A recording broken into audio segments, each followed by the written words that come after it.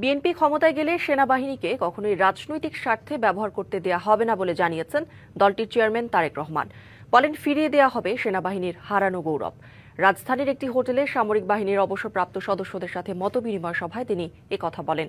মুক্তিযুদ্ধের স্মৃতি বিজড়িত বিডিআর এর নাম পুনর্বহাল করা এবং বিডিআর হত্যাকাণ্ডের ঘটনার দিনকে জাতীয় দিবস হিসেবে ঘোষণার কথাও জানান তিনি।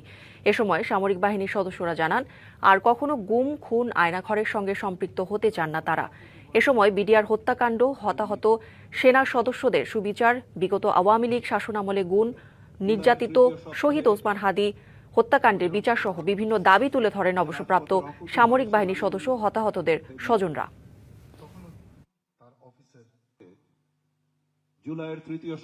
রাজনৈতিক দল হিসেবে বিএনপি রাজনীতির মাঠে শক্তিশালী থাকলে বাংলাদেশের স্বাধীনতা, সার্বভৌমত্ব শক্তিশালী থাকে। সেনাবাহিনীর গৌরব এবং মর্যাদাও ইনশাআল্লাহ অক্ষুণ্ণ থাকে। সেনাবাহিনী অবশ্যই রাজনীতি সম্পর্কে সচেতন থাকবে, তবে রাজনীতিতে বিলীন হয়ে যাওয়া অবশ্যই উচিত হবে না। নায়াসিনামাইড ও স্যালিসাইলিক সমৃদ্ধ লিলি ফেস ওয়াশ, যা ফেসের ডেড স্কিন সেল দূর করে দেয় দ্বিগুণ ফাস্টার ব্রাইটেনিং।